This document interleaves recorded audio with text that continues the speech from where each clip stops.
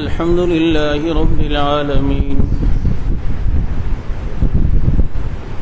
والصلاة والسلام على سيد الأنبياء والمرسلين أما بعد فأعوذ بالله من الشيطان الرجيم بسم الله الرحمن الرحيم لقد كان لكم في رسول الله أسوة حسنة قال تعالى في مقام آخر ادعوهم لآبائهم هو أقسط من عند الله صدق الله مولانا العظيم ونحن على ذلك لمن الشاهدين والشاكرين والحمد لله رب العالمين يا رب صل وسلم دائما أبدا على حبيبك خير الخلق كلهم هو الحبيب الذي ترجى شفاعته لكل هول من الأهوال مقتحم درود پاک اللهم صل على محمد في أول كلامنا اللهم صل على محمد في أوسط كلامنا اللهم صل على محمد في آخر كلامنا واجب الاحترام گرامی قدر سامعین عزیز ساتھی اور محترم دوستوں اور معزز بزرگوں، حضور اکرم صلی اللہ تعالی علیہ وسلم کی زندگی اور آپ صلی اللہ علیہ وسلم کے اعمال اور تعلیمات یہ رہتی دنیا تک کے انسانیت کی بقا اور ان کی کامیابی کے لیے، اور آپ صلی اللہ تعالی علیہ وسلم نے جو تعلیم اس انسانیت کے لیے بتلائی ہے، یہ ہر زمانے اور ہر دور اور ہر لمحے کے لیے کارآمد ہے۔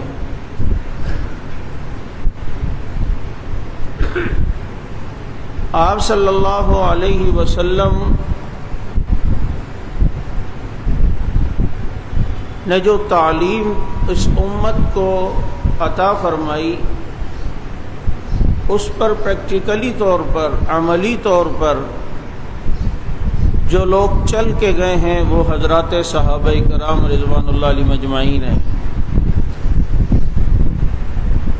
آپ صلی اللہ علیہ وسلم کہ ہر صحابی اپنے اندر ایک الگ تحریک اور جماعت رکھتے ہیں۔ میں بغیر تمہید کے یہ بات کہنا چاہتا ہوں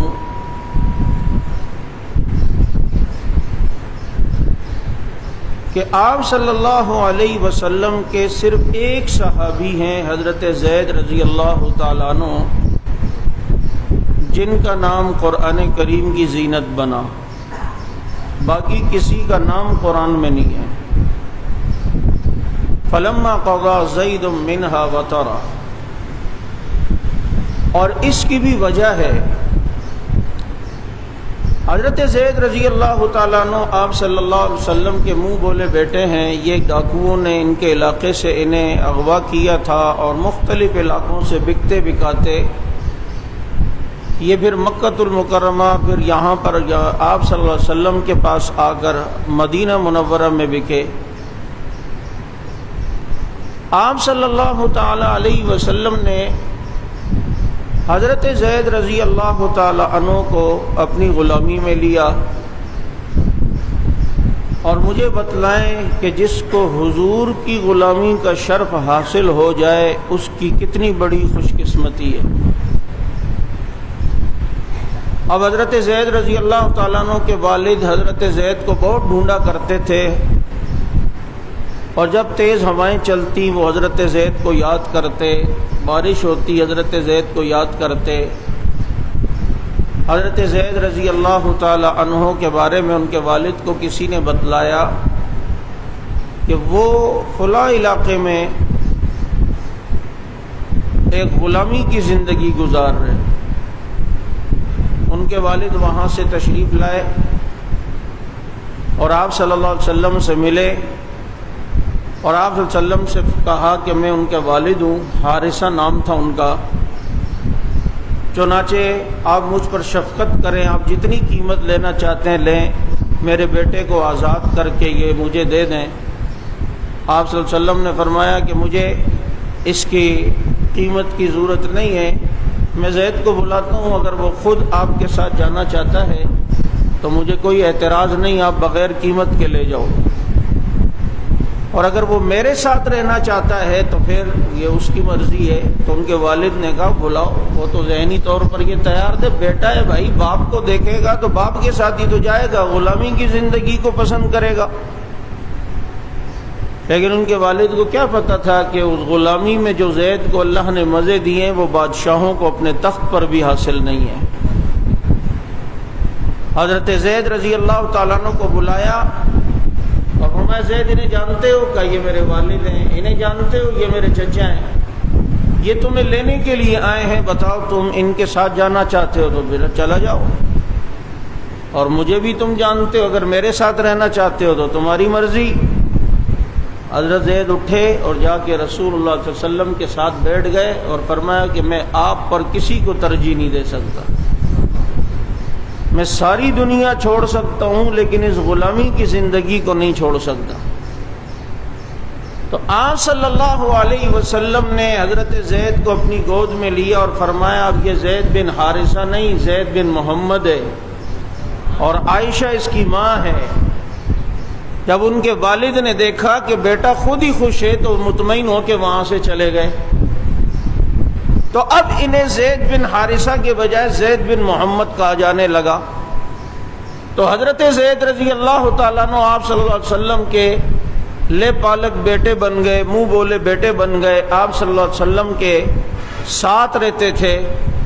آپ صلی اللہ علیہ وسلم نے حضرت زید رضی اللہ تعالیٰ عنہ کا نکاح حضرت زینب بنت جحش رضی اللہ تعالیٰ عنہ سے کیا.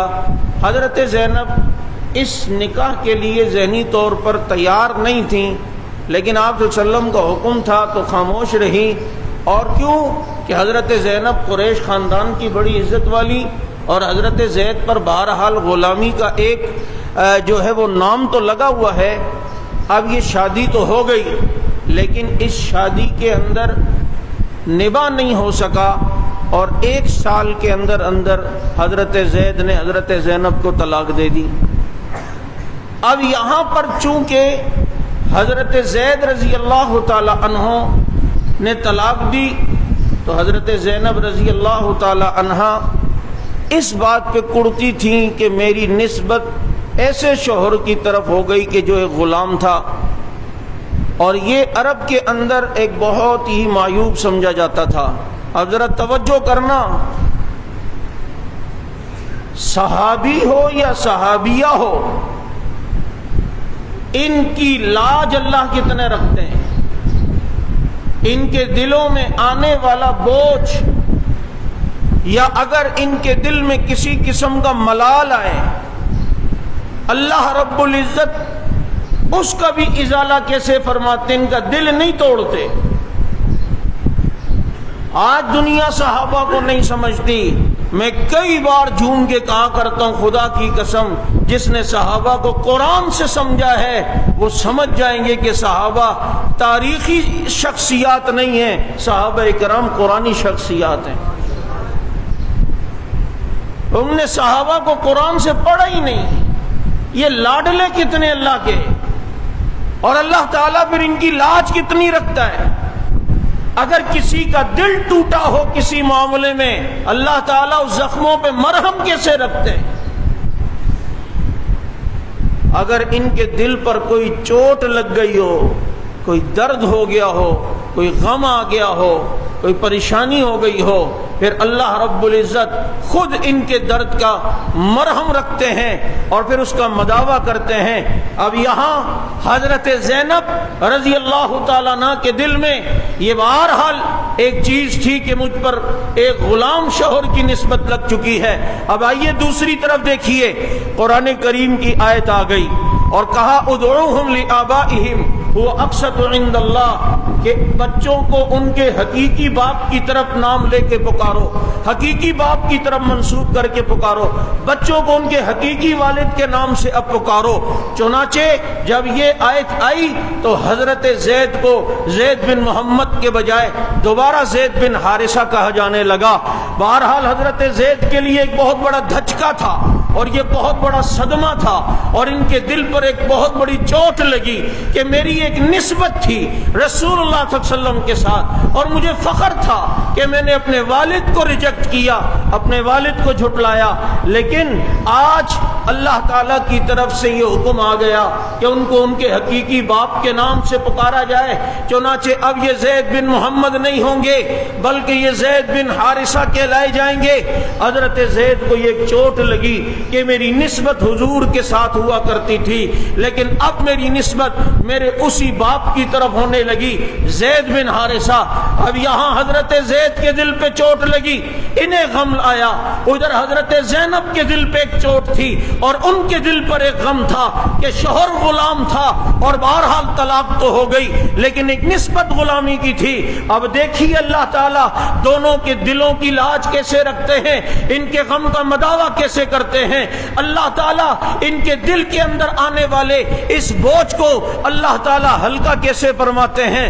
یہاں جب حضرت زید کے بارے میں یہ آیت آ گئی ذالکم ادعوہم لآبائہم اقسط من عند اللہ، کہ جناب من عند اللہ کہ اللہ تعالیٰ کہ یہاں ان کے حقیقی والد کے نام سے اب پکارا جائے گا جن کے وہ بچے ہیں۔ چنانچہ حضرت زید کو جھٹکا اور صدمہ تو لگا لیکن دوسری طرف اللہ نے قرآن میں حضرت زید کا نام ذکر کیا، فلما قضى زید منها وطرا، وہاں اللہ نے یوں مداوع کیا، ان کے دل کی یوں لاج رکھی کہ زید اگر تیرے ساتھ زید بن محمد کی نسبت ختم ہوئی ہے تو دوسری طرف تیرے دل کو اللہ نے اس بات کی تسلی دے دی ہے کہ قیامت کی صبح تک یہ سعادت صرف تجھے حاصل ہوگی۔ اگر قرآن میں کسی صحابی کا نام ہوا تو وہ صرف حضرت زید کا نام ہوگا۔ اس پر حضرت زید فخر فرماتے تھے کہ قرآن کریم میں اگر کسی کا نام ہے تو وہ صرف زید کا نام ہے، جس کے نام لینے میں بھی 30 نیکیاں ملتی ہوں، جن کا نام لینے میں بھی 30 نیکیاں اللہ دیتا ہو۔ ایک طرف غم آیا لیکن دوسری طرف اس غم کا مداوع کیا۔ اب یہاں حضرت زینب کو دیکھیں، نسبت ہے زید کے ساتھ، دل میں ایک ملال ہے کہ دنیا تو یہ کہتی ہوگی کہ زینب ایک غلام کی بیوی تھی، طلاق تو ہو گئی لیکن اب حضرت زینب کے دل کی لاج اللہ نے کیسے رکھی، ان کی بات کی لاج کیسے رکھی، ان کے زخموں کو اللہ نے کیسے مرہم سے بھرا کہ اللہ رب العزت نے رسول اللہ صلی اللہ علیہ وسلم کو بذریعہ وحی فرمایا، زوجنا کہا، میں نے آسمانوں پر زینب سے آپ کا نکاح کروا دیا۔ اب حضرت زینب کی نسبت محمد الرسول اللہ صلی اللہ علیہ وسلم کی طرف ہو گئی۔ کہاں پہلے غلام کی طرف نسبت تھی اور اب بیوی ہیں محمد الرسول اللہ صلی اللہ علیہ وسلم کی، امہات المومنین میں شامل ہوئیں۔ چنانچہ اب حضرت زینب کے پاس جب نبی نے نکاح کا پیغام بھیجا، خوش بہت ہوئیں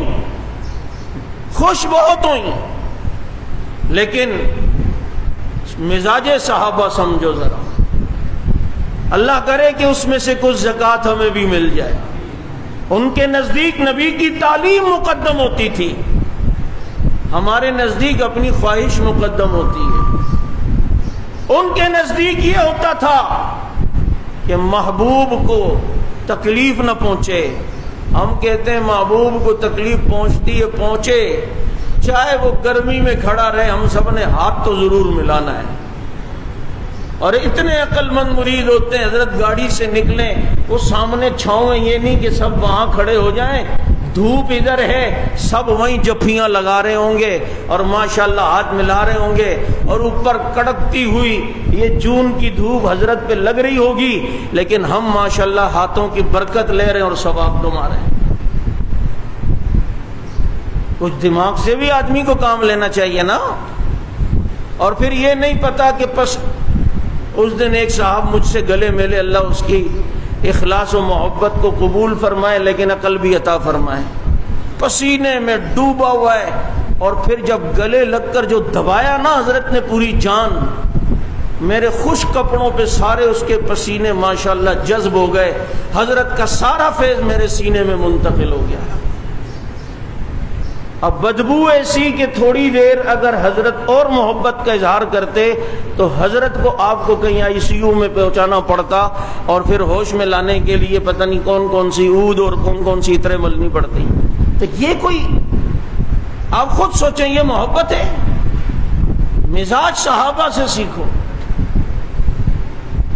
لیکن ہم نے نہیں دیکھنا ہاتھ کیسے ہیں کیسے نہیں ہیں۔ ایک جگہ لائن لگی ہوئی تھی، بلکہ یہیں لگی ہوئی تھی، کیا بولوں اب، جمعے کے بعد سب سے میں ہاتھ ملا رہا ہوں، لیکن ایک بندے پہ میری نظر لگ گئی، وہ علاقہ غیر پر کھجا رہا تھا اور مستقل کھجا رہا تھا، اور ایسا کہ جیسے یہ لمبا اسٹارٹ لینے جا رہا ہے اور بال کو صاف کر رہا ہوں،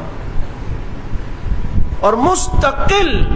اب میری تو اسی چیزوں کی طرف فوراً نگاہیں جاتی ہیں کہ اب یہ میرے ساتھ کیا کرے گا۔ اب میں ہاتھ تو ملا رہا ہوں، لیکن حضرت والا کی طرف بھی زیارت ہو رہی ہے، اور حضرت مستقل علاقہ غیر میں ہاتھ کو گھما رہے ہیں، اور پھر جناب سب سے ہاتھ ملاتے ملاتے حضرت نے یقین کریں اپنا سارا فیض میرے ہاتھوں میں منتقل فرمایا۔ تو اب آپ خود سوچیں، اگر ہم کسی کو کبھی تنبیہ کر دیا کریں نا، تو ہماری تنبیہ کو تکبر یا اس پر مبنی نہ کیا کرو، اصلاح پر مبنی کر لو تو بڑی مہربانی ہو جائے گی، بہت اچھا ہو جائے گا۔ میرے کسی بڑے نے اگر مجھے کبھی کسی بات پہ تنبیہ کی ہے نا، غلطی پہ، مجھے بڑی خوشی ہوئی۔ ہمارے ایک بزرگ ہمارے پاس مہمان آئے تھے، میں نے ایک ساتھی کو کہا کہ یار حضرت کو وہاں حضرت کے یہاں چھوڑ کر آ جائیں، تو مجھے دیکھ کر کہا چھوڑ کر آ جائیں یا پہنچا کر آ جائیں؟ میں نے کہا ہاں حضرت غلطی ہو گئی، تو اب ساری زندگی کی اصلاح ہو گئی کہ پہنچا کے آ جائیں۔ تو اس لیے کبھی ایسی ہو جائے، اب مزاج صحابہ کا سمجھو، آپ صلی اللہ علیہ وسلم نے جب نکاح کا پیغام بھیجا، کس عورت کا دل نہیں چاہتا کرتا کہ آپ صلی اللہ علیہ وسلم کی بیوی بنے، لیکن حضور کی تعلیم اتنی مقدم ہے کہ حضرت زینب نے جواب دیا آنے والے کو کہ حضور سے فرمائے میں اپنے اللہ سے استخارہ کر کے جواب دوں گی، کیونکہ استخارہ آپ صلی اللہ علیہ وسلم کی سنت ہے۔ ان لوگوں کی آپ صلی اللہ علیہ وسلم کی تعلیم مقدم ہے، آپ صلی اللہ علیہ وسلم کی تعلیم سامنے ہوتی تھی کہ آپ صلی اللہ علیہ وسلم کی تعلیم کیا ہے۔ جبھی تو آپ دیکھیں نا، حضرت عبد الرحمن کے جسم کپڑوں پر نبی نے اسخر کا عطر دیکھا، فرمایا عبد الرحمن یہ تو شادی کے بعد کا عطر ہے، تو نے ابھی کیسے لگا لیا؟ کہ اللہ کے نبی رات کو میرا نکاح ہو گیا ہے۔ اچھا، حضور نے برکت کی دعا دی، یعنی کہ ان کے نزدیک تعلیم مقدم تھی کہ حضور نے فرمایا تین چیزوں میں دیر نہ کرو، جنازہ حاضر ہو دیر نہ کرو، نماز میں دیر نہ کرو، اور پھر جوڑ کا رشتہ ملے تو دیر نہ کرو۔ اتنی دیر بھی نہیں کی کہ آپ صلی اللہ علیہ وسلم کو بھی نکاح کے لیے بلا لیں۔ اور ہمارے یہاں تو یہی ہوتا ہے کہ نہیں، پہلے حضرت ہوں گے، یوں ہوگا اور یہ ہوگا تو پھر ہوگا۔ ان کے یہاں تعلیم اتنی مقدم ہے آپ صلی اللہ علیہ وسلم کی۔ حضرت زینب رضی اللہ تعالیٰ عنہ، تو آپ صلی اللہ علیہ وسلم کو اللہ نے بذریعہ وحی قرآن کریم میں بتلا دیا کہ ہم نے آسمانوں پر نکاح آپ کا زینب سے کروا دیا ہے۔ چنانچہ آپ صلی اللہ علیہ وسلم حضرت زینب رضی اللہ تعالیٰ عنہ کے گھر پہ تشریف لے گئے، اور حضرت زینب رضی اللہ تعالی عنہا کو اپنی زوجیت میں لیا، تو آپ دیکھیں ایک طرف حضرت زید کی لاج رکھی اور دوسری طرف حضرت زینب کی لاج رکھی۔ یہ حضرات صحابہ کرام ہیں، ان کے دل میں آنے والا ملال، ان کے دل میں آنے والا بوجھ، اللہ رب العزت آپ دیکھیں ان کے دل کو کس طریقے سے تسلی دیتے ہیں۔ یہ رسول اللہ صلی اللہ علیہ وسلم کی وہ مقدس جماعت، خدا کی قسم اگر مجھے بتاؤ آج ان پر اگر تبرہ کر کے اگر کوئی ان کے دل کو دکھائے گا، اللہ رب العزت کے عذاب میں مبتلا نہیں ہوگا؟ کیا وہ سمجھتا ہے کہ بچ جائے گا؟ دنیا میں تو اس کا عذاب ہم اپنی آنکھوں سے دیکھ رہے ہیں، اپنا ہی ہاتھ، اپنا ہی سینہ، اپنا ہی ہاتھ، اپنا ہی منہ، اپنا ہی خنجر، اپنی ہی پیٹھ۔ لیکن جو آخرت میں جو ہوگا انشاءاللہ العزیز وہ اس سے کئی لاکھ گنا زیادہ عذاب ہے۔ بولو انشاءاللہ۔ اس لیے میرے دوستو یہ حضرات صحابہ کرام رضوان اللہ علیہم اجمعین، اب دیکھیں فرمایا ادعوہم لآبائہم واقسطوا عند اللہ، ان کو ان کے والد کے نام سے پکارو، جو بچے ان کو ان کے والد کے نام کی طرف منسوب کر کے پکارو۔ چنانچہ اب انہیں زید بن محمد کے بجائے زید بن حارثہ کہا جانے لگا۔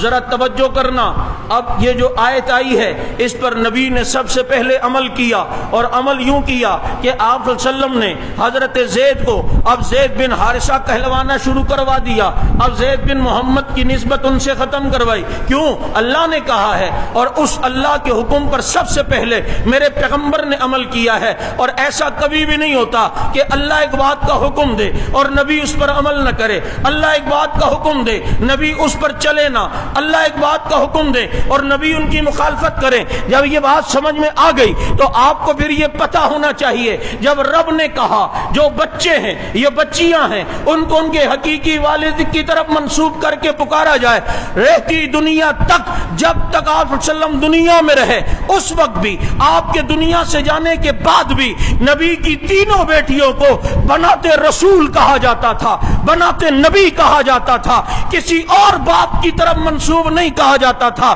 ام کلثوم بنت محمد، زینب بنت محمد، رقیہ بنت محمد، اگر یہ نبی کی بیٹیاں نہ ہوتی اور نبی نے پالی ہوئی ہوتی اور یہ کسی اور کی بیٹیاں ہوتی، اس آیت کے بعد کبھی بھی صحابہ ام کلثوم بنت محمد نہ کہتے، زینب بنت محمد نہ کہتے، رقیہ بنت محمد نہ کہتے، بلکہ صحابہ بھی، خود نبی بھی، کہ یہ میری بیٹیاں ہیں، یہ میری جگتے جگر ہیں، یہ میری نور نظر ہیں۔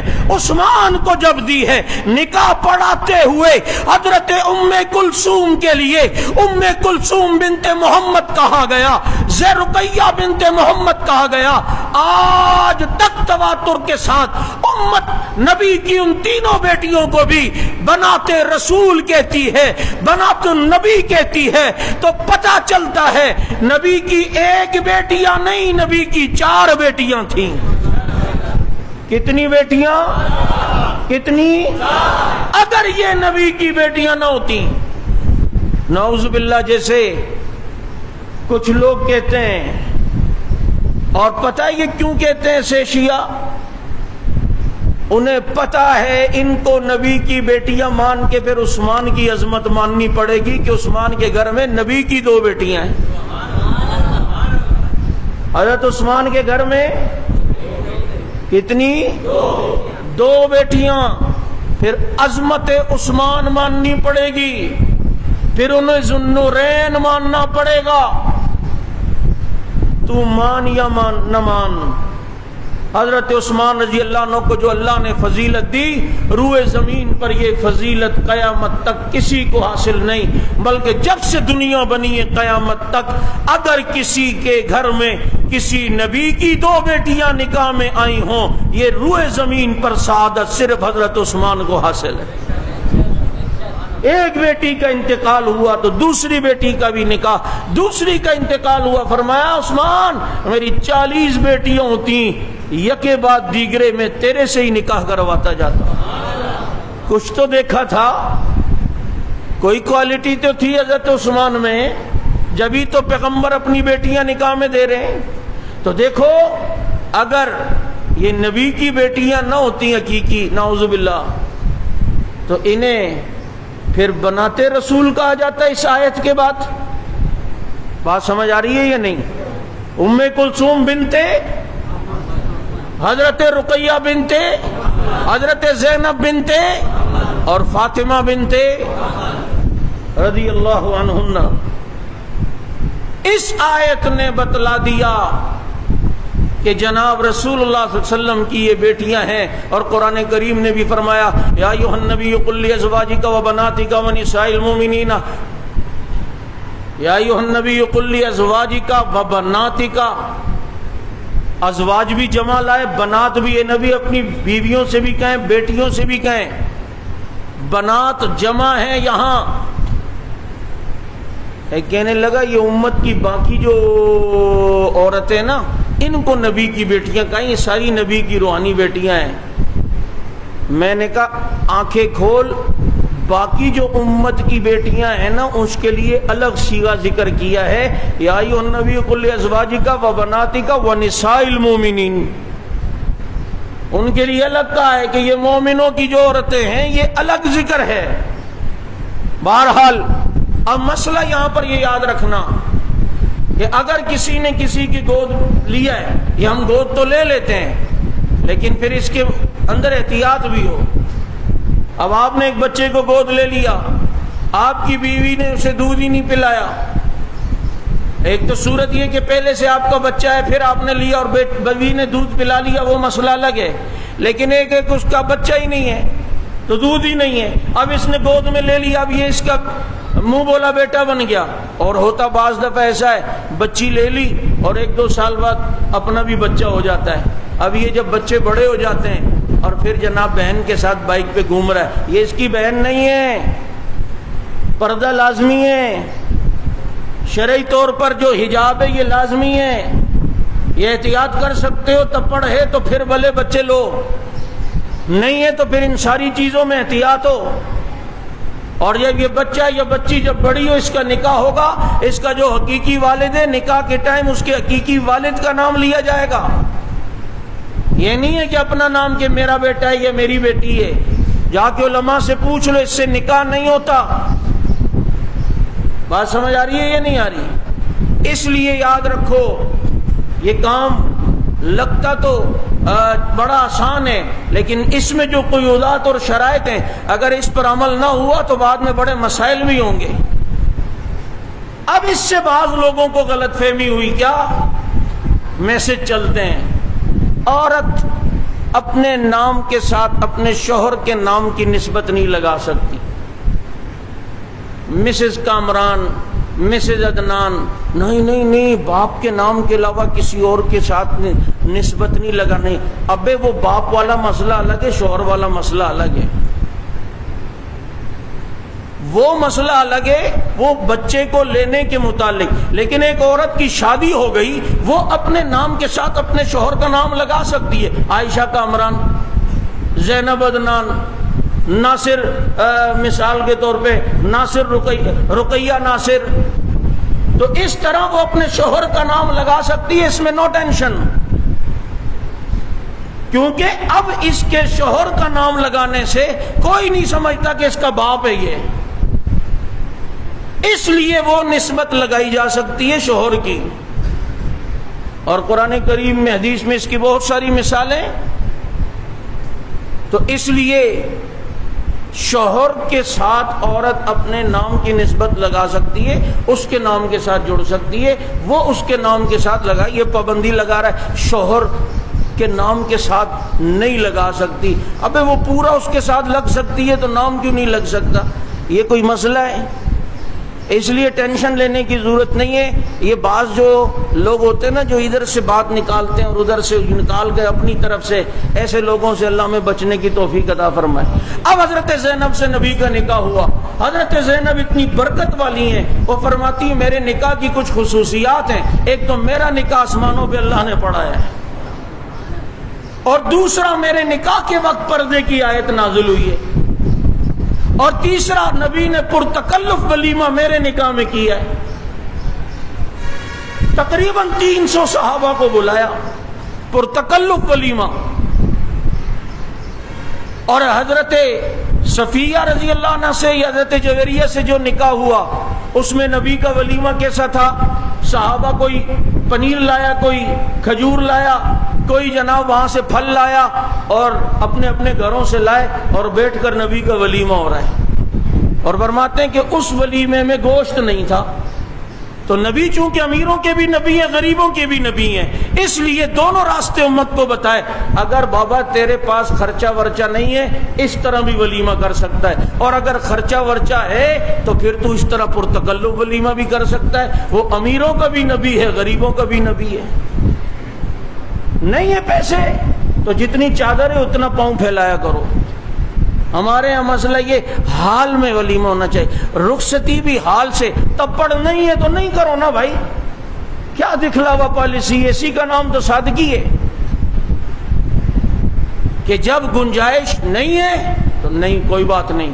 آپ کی شادی ہو گئی، آپ اپنے چند دوستوں کو مجھ سمیت شنواری پر بس دعوت کروانے لے گئے، بس بہت ہے، ولیمہ ہو گیا.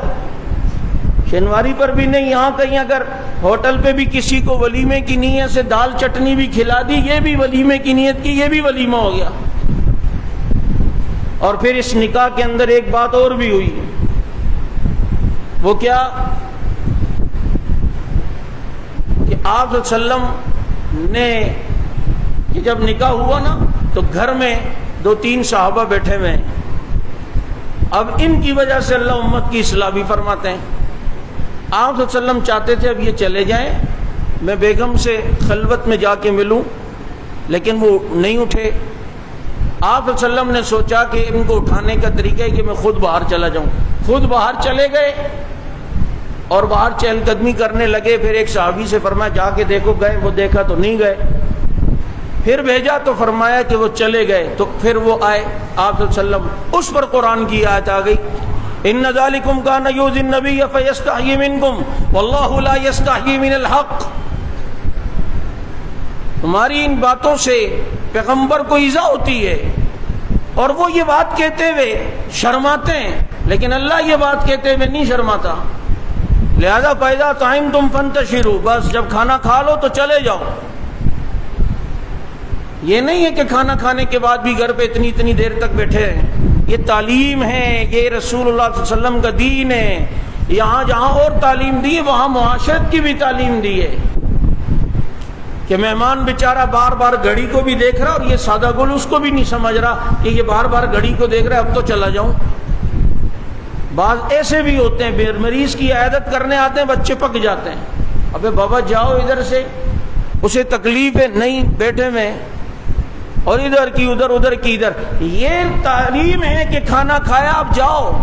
اس سے پتہ چلتا ہے کہ شادی والے گھر میں نکاح جس دن ہو جائے رخصتی، اس دن گیٹ آؤٹ، سارے مہمان جائیں.